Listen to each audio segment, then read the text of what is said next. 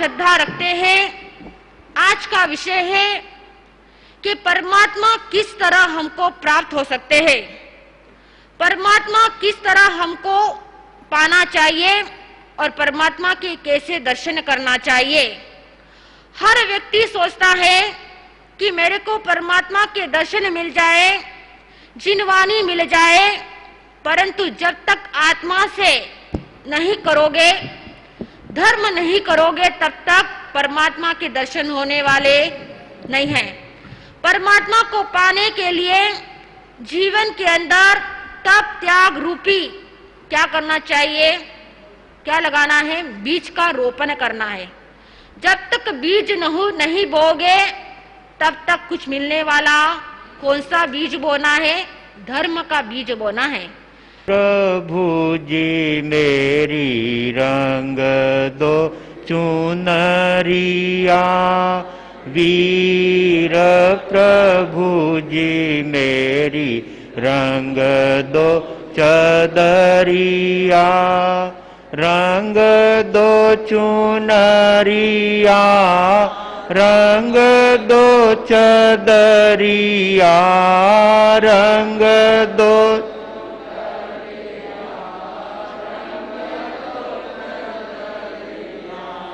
वीर प्रभु जी मेरी रंग दो चुनरिया, वीर प्रभु जी मेरी रंग दो चदरिया, बिना रंग रंगवाए कभी नहीं जाऊंगा, बिना रंग रंगवाए कभी नहीं, बीत जाए चाहे सारी उमरिया, बीत जाए चाहे सारी उमरिया, वीर प्रभु जी मेरी रंग दो चुनरिया, वीर प्रभु जी मेरी रंग दो चदरिया, सारा जग रूठे मेरे वीर जी ना रूठे, सारा मेरे वीर जी ना रूठे, रूठ जाए चाहे सारी नगरिया, रूठ जाए चाहे सारी नगरिया, वीर प्रभु जी मेरी रंग दो चुनरिया, वीर प्रभु जी मेरी रंग दो चदरिया। के उपकारक, जन जन के आश्रय दाता, चरम तीर्थेश शासनपति श्रमण भगवान महावीर स्वामी को एवं उपकारी समस्त गुरु भगवंतों के चरण कमलों में हृदय की अनंत आस्थाओं के साथ कोटिशः वंदना अर्ज करने के पश्चात गुरु मिश्री कमल कन्हैया धर्म सभागार में उपस्थित समस्त धर्म प्रेमी सुज्ञ श्रोताओं, सुशील माताओं एवं बहनों, आत्मा का परम सौभाग्य होता है तब ऐसा उत्तम सत्संग का लाभ भाग्यशाली आत्माओं को प्राप्त होता है। वो आत्माएं सौभाग्यशाली होती है जो गुरु चरणों में बैठ करके परमात्मा की वाणी श्रवण करती है, परमात्मा के दिव्य वचन सुन करके अपने जीवन को सद्गुणों से रंगने की कोशिश करते हैं। हमने संसार के रंग से तो अपनी आत्मा को अनेक बार रंगा, अब एक बार देव और गुरु के चरणों में जुड़कर उनके गुणों से अपनी आत्मा को भावित कर लेने की आवश्यकता है। और जब हम परमात्मा से जुड़ने का कार्य करेंगे, गुरु से वास्ता जोड़ेंगे, तो सच्चे अर्थों में इस जीव का कल्याण हो जाएगा। अनादि काल से हमारा जीव चतुर्गति रूप संसार के अंदर परिभ्रमण कर रहा है और उसके पीछे एकमात्र अगर कोई कारण है तो वह कषाय और विषय, इन दो कारणों से आत्मा संसार के अंदर गोते लगा रहा है। यदि इस भव से हमें अटकन लगाना है, यदि हम इस भव भ्रमण से अपने जीवन का संरक्षण करना चाहते हैं, तो गुरु चरणों में बैठ करके अपने इस मानव जीवन को परिष्कार करने की आवश्यकता है, अपने जीवन को गुणों से सजाने की आवश्यकता है। जीवन उन्हीं का धन्य है जो परहित में कुछ कर गए, जीवन उन्हीं का धन्य है जो परहित में कुछ कर गए, वरना बिताई जिंदगी और मौत आई मर गए। बस क्या जिंदगी इतनी है? वास्तव में इस जिंदगी को पाकर के यदि हम अपना और दूसरों का कल्याण करने का कार्य करते हैं तो इस जीवन का उत्कर्ष करते हैं, इस जीवन को श्रेष्ठ बनाते हैं। जिन भाग्यशाली आत्माओं ने अपने जीवन को ऐसे उत्तम धर्म पथ पर लगाया, सचमुच में उनका जीवन पावन बन गया, उनका जीवन का कल्याण हो गया।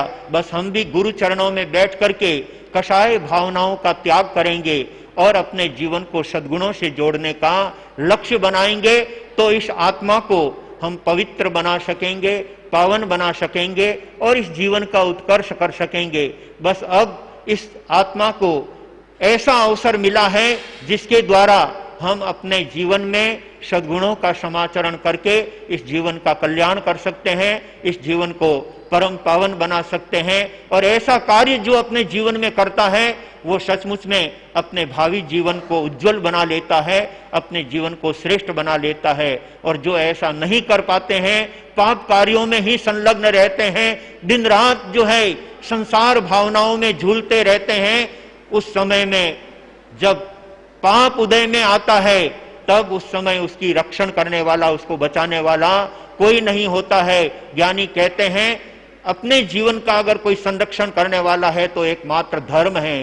दुर्गति प्रसृतान जंतु धार्यते तस्मात् पुनः, अपने हाथों में धारण करने का कार्य धर्म करता है, दुर्गति में पड़ते हुए जीव का संरक्षण धर्म करता है और उसको सद्गति के अंदर ले जाकर के प्रतिष्ठित करने का काम भी धर्म करता है। इसलिए धर्म को कभी भूलना नहीं चाहिए, बल्कि उसे सदा अपने जीवन में स्मरण रखते हुए उसके प्रति अपना समय देकर के जीवन को धन्य और सफल बनाना चाहिए। अन्यथा भाग्यशालियों जीवन में कैसे कैसे उतार चढ़ाव आते हैं और किस किस तरह से जीव को कष्ट और तकलीफ का सामना करना पड़ता है, और उस कष्ट और तकलीफ को दूसरा देने वाला कोई नहीं है, हमारे खुद के द्वारा ही वे सारे निर्मित किए गए हैं। अपने जीवन में जो भी तकलीफ और दुख आते हैं वो अपने द्वारा ही तैयार किए गए हैं, अपने हाथों से ही उसका निर्माण किया गया है। यदि हम तकलीफ नहीं पाना चाहते हैं तो पाप कार्यों को छोड़ करके अपने जीवन को सद्गुणों से सजाने का लक्ष्य रखना चाहिए। अन्यथा अपने यहाँ पर चंदन मलयागिरी का चरित्र चल रहा है और जिसके मध्य ये बताया जा रहा है कि जीवन में व्यक्ति कहां से कहां पहुंच जाता है। एक समय था जब वे राजघरानों के झूले में झूलते थे, लेकिन जब कर्ण में थप्पड़ मारी तो सारा राजपाट छूट गया, हाथ हवेली छूट गए, महल छूट गए, जंगल की खाक छानने पड़ी। इतना ही नहीं, परिवार के चारों सदस्य चारों दिशाओं के अंदर विभक्त हो जाते हैं और उस समय में उनको कोई बचाने के लिए नहीं आया। परिवार के तमाम लोग वे भी उनके प्रतिकूल हो जाते हैं, वो भी उनके विरोध में हो जाते हैं जब पाप का उदय आता है। इसलिए पाप से आत्मा को बचाना चाहिए और जीवन को सदाचार में और धर्म में लगाना चाहिए। ये बात अपने यहाँ पर चंदन राजा और मलयागिरी के चरित्र से चल रही है। युग युग से भारत में यह अमर कहानी, धन्य चंदन राजा और मलयागिरी रानी, धन्य चंदन राजा और मलयागिरी रानी। हथिनी ने जाकर सींची जल की धारा, जब जगा भूप तो देखा अजब नजारा। उच्चार रहे थे व्यक्ति विजय की वाणी। धन्य चंदन राजा और मलिया गिरी रानी। धन्य चंदन राजा और मलिया गिरी रानी। चंदन राजा और मलियागिरी रानी और उनके दो छोटे छोटे पुत्र शायर और नीर, चारों सदस्य अपने राजपाट को छोड़ करके जंगल में निकल जाते हैं और उसके पीछे उनके परिवार वालों ने ही ये सब कुछ किया। दूसरे जितना कष्ट नहीं देते उतना अपने वाले कष्ट दिया करते हैं। इसलिए ज्ञानी कहते हैं ये जीवन हमेशा स्वार्थ से भरा हुआ है। जिधर देखो वहां पर स्वार्थ से बात होती है। तन कोई छूता नहीं, चेतन निकल जाने के बाद भूल जाता मां को बच्चा। पैर निकल जाने के बाद तन कोई छूता नहीं, चेतन निकल जाने के बाद। सचमुच में जब तक व्यक्ति से स्वार्थ होता है तब तक उसकी पूछ होती है, और जब उससे स्वार्थ मिलना बंद हो जाता है तो उसे कपड़े से पूंछ करके ऐसे फेंक देते हैं जैसे उससे कोई हमारा संबंध ही नहीं था। ये संसार की स्थिति है, ये संसार का स्वरूप है। संसार स्वार्थ से भरा हुआ है, लेकिन जो इस संसार से ऊपर उठ करके अपने आत्मा का कार्य करता है उसके जीवन में इस प्रकार की कठिनाइयां कभी नहीं आती। चंदन राजा वो अपनी महारानी मलियागिरी के साथ और दोनों छोटे छोटे पुत्र शायर और नीर के साथ अपने अपने मार्ग पर निकल जाते हैं। शायर और नीर नदी के दोनों किनारे बैठे हैं और स्वयं पानी में बहता हुआ दूसरी तरफ निकल जाता है। बच्चे अपने पिता को पानी में बहते हुए देख रहे हैं, लेकिन वो भी उनको नहीं बचा सके, वो भी उनको रोक नहीं सके। जो घटना होनी होती है उसको कोई अन्यथा नहीं कर सकता। इसलिए ज्ञानी कहते हैं होनी बहुत प्रबल है, होनी बहुत प्रबल है। उसके सामने अच्छे अच्छों के पैर फिसल जाते हैं और अपने जीवन में पता नहीं वो क्या क्या कष्ट और तकलीफ पाते हैं। राजा चंदन पानी के बहाव में बहता हुआ चंपा नगरी के बगीचे में जाकर के उतरता है। एक झाड़ का सहारा मिला और उसके बलबूते पर वो एक बगीचे में जाकर के अपनी कठिनाइयों को ध्यान में रखते हुए शरीर का श्रम हल्का करने के लिए बगीचे में विश्राम कर रहा है। रात्रि का समय हो गया है और उस विश्राम में उसको ऐसी नींद आई जैसे वैसी नींद राजपाट करते हुए भी नहीं आई थी, राजभवनों में रहते हुए भी उन्हें ऐसी नींद नहीं आई थी जैसी नींद वहां बगीचे के अंदर उनको लगी।